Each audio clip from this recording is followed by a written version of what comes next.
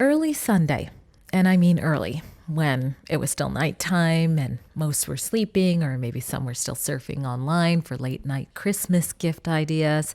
I was up, I was on X, watching the OneBC Party completely implode in real time. I'm Drea Humphrey with Rebel News, and today I bring you an interview with who was that party's interim leader, Dallas Brodie, to find out what the heck happened to OneBC.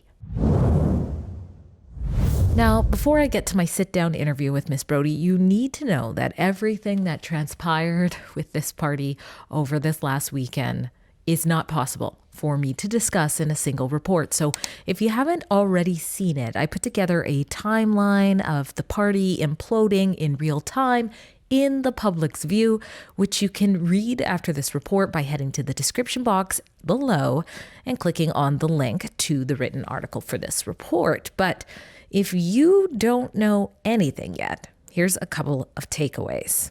In a span of 36 hours, it seems, we learned that some of OneBC staff was fired, then rehired, then more were fired, and 3 out of the party's only 4 board members, which include Brodie, House Leader MLA Tara Armstrong, the party's former Chief of Staff Tim Thielman, who I think is now doing their media, and the former Executive Director Paul Ratchford, well, they made a constitutional amendment to require only 50% of the board, aka 2 people, to be able to vote out the party's leader.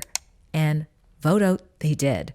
At 12:03 a.m. on Sunday, they announced that they had basically pulled the carpet from under Brodie by signing her, and she was removed as leader. And then shortly after that, or around that time, they listed Tara Armstrong as the party leader. And then shortly after that, they actually changed her back to House Leader. It's all been very confusing. And many of you have reached out to me, said you were disappointed. You feel like you're politically homeless now.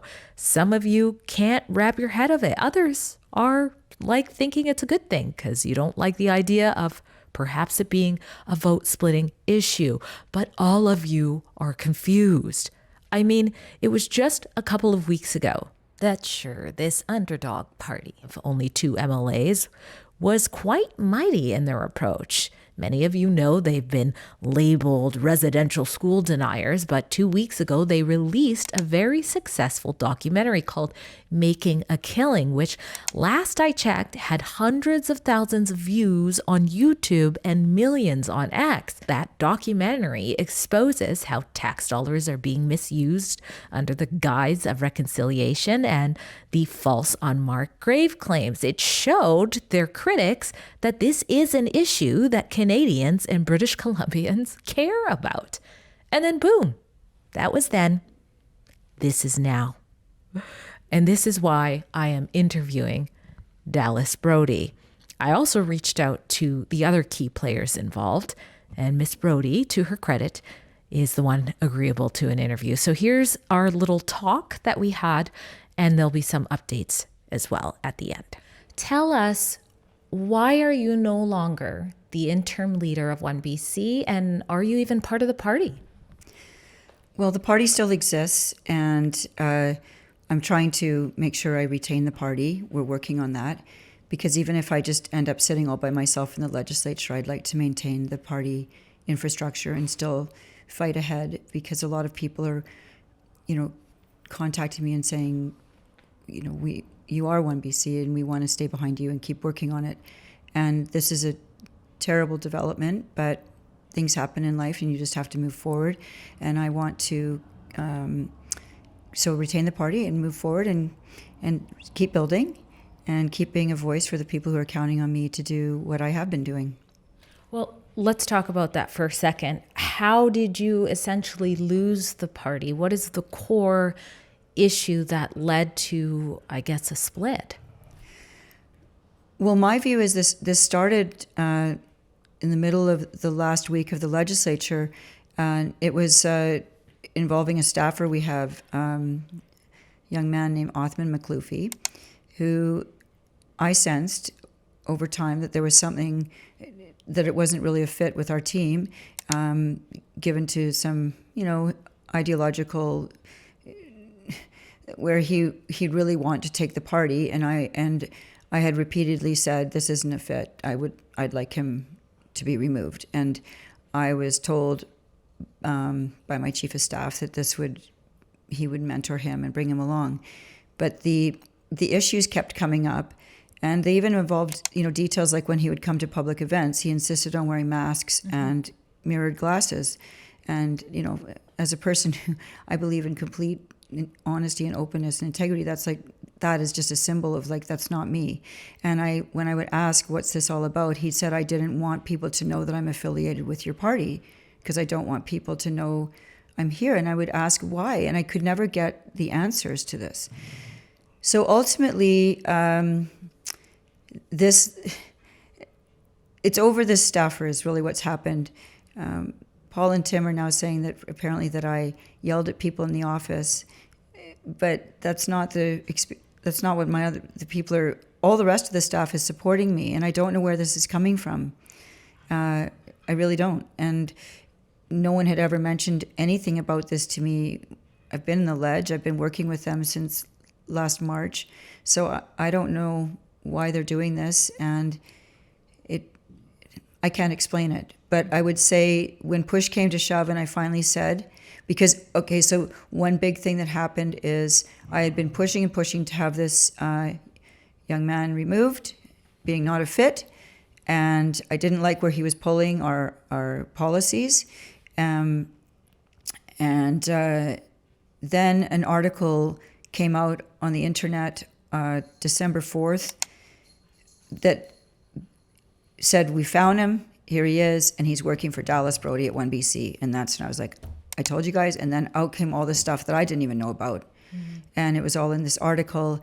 And I said, I've got to get ahead of this because I cannot be answering for these comments and these philosophies in front of the media, and I won't do it. This Othman character, his name keeps popping up. I've, of course, reached out to him. I see that sort of leftist blogs, they put out a lot of names about him, far-right extremists and supporting political violence. Certainly not something a lot of parties would want to be associated with, but I did reach out to him, and I'll update you on the end of this report about what he has to say. It's also about your senior staff. It's about MLA Tara Armstrong. You guys built this breakaway party together. You guys did some great work in the legislature speaking to underserved issues, and she's gone on record saying she's lost confidence in you and that she doesn't want to do caucusing with you anymore. Is all of that over this Othman character? Well, the Genesis event is Othman, which has led to basically it became a pile-up on me.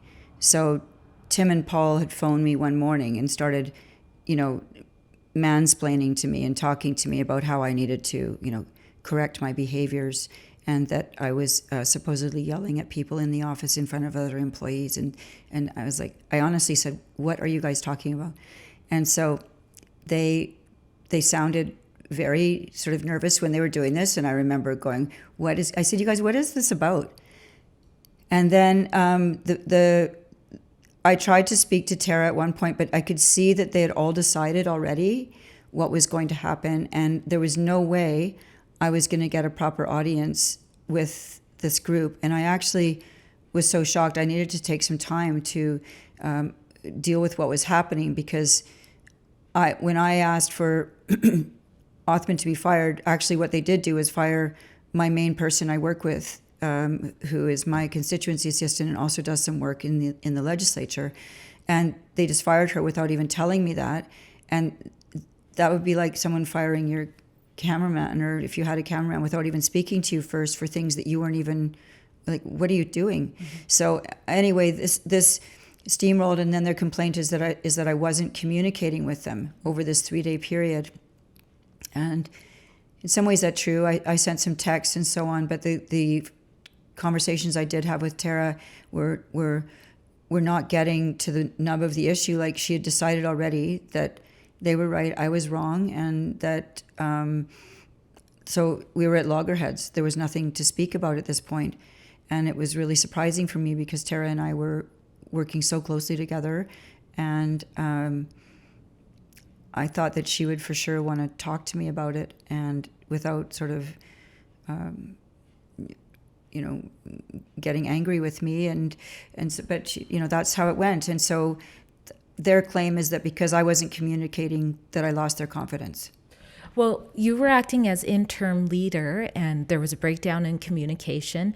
Was any effort made on your behalf or their behalf to go through any sort of mediation process to try to resolve whatever was happening?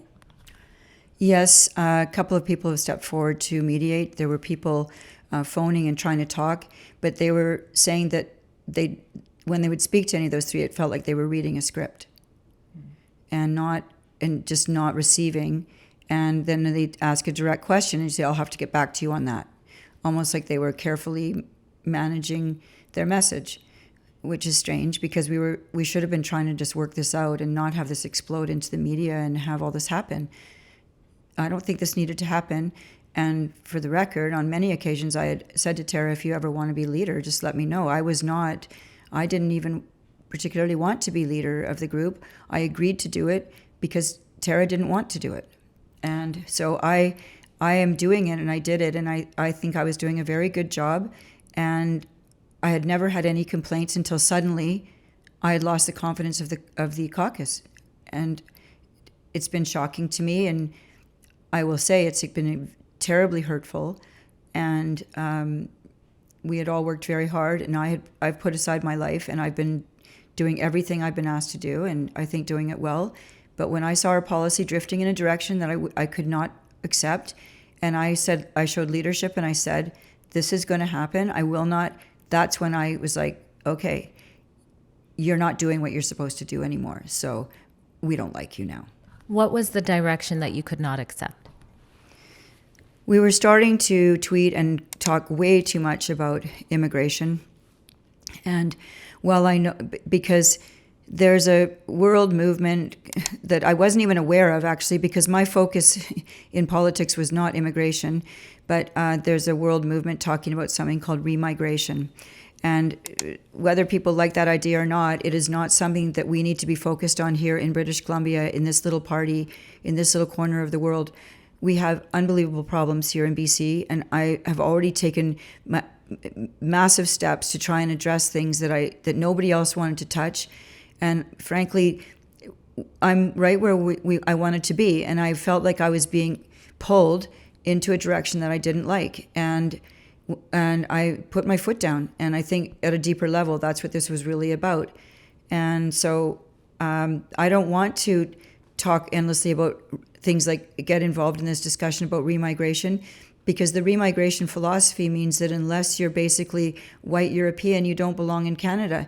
And then that is absolutely ridiculous, because many ancestries and ethnicities built this country. We know that. Even the Canadian National Railway had, Chinese workers, and everybody worked on it. And so I don't see Canada that way.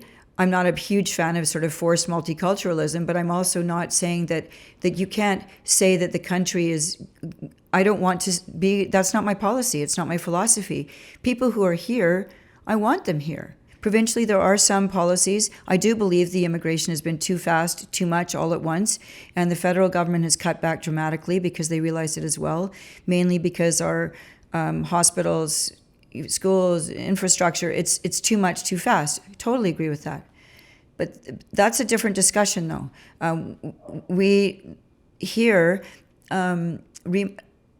we can take some steps to reduce the amount of immigration coming into British Columbia, so we can slow it down so that our hospitals aren't flooded with too many people, because we're barely able to service our own people here in British Columbia, as we all know. So I guess the thing is like I was willing to deal on that part, but this was going another extra level step, and I'm not here to that's not my role in this place in this time as Dallas Brodie and OneBC. That's not what I saw my role as being. Well, hearing this, I think it's fitting to throw to a clip, an audio of what is believed to be Othman, the name that keeps coming up, from an X space. This is from journalist Rachel Gilmore's show. Take a listen. His success in trying to share that agenda politically. I've seen a little bit of disappointing things from the Politico side, because I know that some of these guys are playing rhetorical obfuscation. A lot of them agree with us. For example, this morning I spoke to a really senior advisor to Pierre Poilievre, and he said that it took him all hell's work to convince Pierre to finally take up anti-immigration stances, and that's happening. You'll notice that the CPC caucus, members of parliament today, have begun posting, I think even yesterday, began posting anti-immigration rhetoric because they've finally gotten permission to. Now, I've also reached out to MLA Armstrong. She also put a statement up, which is linked among with many other statements in the written article for this report below, which you can find in the description box. She says she's, it's been a difficult time, so she's taking a bit of a break from interviews. But you're here, you're speaking to the issue, as hard as that may be. You said you want to retain or reclaim, sorry if I'm saying the wrong word, the party. Is that even possible? Your other board members changed the constitution on you and booted you out. Is it possible for you to get the party back? And what's the future for your constituents and you? Well, they actually made a written offer to us on, it was Sunday afternoon or Saturday afternoon, to say that Dallas has till 5 p.m. Monday, today, to decide whether A, we keep the party and she goes, or B, she takes the party and we go. So I opt for B, and I would like to keep the party and them go. So that's where we're proceeding at this point. I mean, this is new territory for me. I had never really thought I'd ever be in a pickle like this, so I'm just kind of taking it day at a time and thinking about, well, what is the best way forward? And a lot of people don't want me to just stop. I mean, that's really unfair. So I'll do my best to continue fighting and going forward, and hopefully they'll agree to that, because they don't seem to want the party anyway. I mean, here I am doing the interviews. Yes, because what? I'm the leader. I have to do this, and I am doing it. And, I don't have any choice in that. I've got to respond to this, but I think this has been, it's been extremely unpleasant. One other thing they are accusing you of is this data breaching. Should your members be worried? What is that all about? No, the data breach is that apparently this week, one of the principals started changing passwords so that none of us could get on them anymore. And another person who's trying to help me just regained it, so that there's been no leak. It's just that they were trying to cut us off from all databases and all access to things, and that's not okay. I mean, so there's been no data leak. There's no danger to anyone, and this is not a crucial issue. It's minuscule and could be resolvable in no time flat once we get this resolved about the party ownership. What would you say to some people? I mean, our legislative act says that you need 2 MLAs to be an official party, have official party status. So just having one of you is losing some of the abilities you had before. But hey, there could be a snap election around the corner. What about the people who are saying, Dallas, Brodie, I appreciate what you did, but why don't you just go back to the BC Conservatives? Well, I guess that time will tell. I'm getting people in the background calling me, thinking about strategies and things like this. And I don't really want to talk about that too much right now, just because it's so sensitive. But if I sit in the legislature, say I get the party back and I'm sitting there alone as an independent, I do have the party, so that, for example, if another MLA from the Conservatives wanted to join me, there's a party there for them to come to. And so that's important. But it's okay. I won't have my questions every day anymore. That's okay. It'll be less work in a way for a while. But I will... less spicy. And I guess things are extremely, very moving right now. We've got a new leader with the BC Conservatives. We've got Trevor, who I think his interim leadership is good. Trevor, I get along with Trevor, and I have a lot of friends still in that party. So I think there's movement, possibilities everywhere. And if there's one thing I've learned, Drea, in politics, things change on a dime. I've never seen things move with this speed. Like one day it's this, the next day it's that. Wow. And BC is having a very deep identity crisis right now about what we are, where we're headed, and who's going to do it and who they trust. A lot of people don't trust the politicians that are in Victoria right now, but a lot of people trust me because I just speak like this. And I say it, and I'm not scripted. I didn't get questions from you in advance, and I'm just doing my best to explain to you what's going on. And I try to always act with integrity and stay above, vicious comments and backstabbing. That's not my style, and I will continue to say that. And I actually had really enjoyed working with Tara Armstrong. She's a strong and courageous woman. Well, thank you for your time.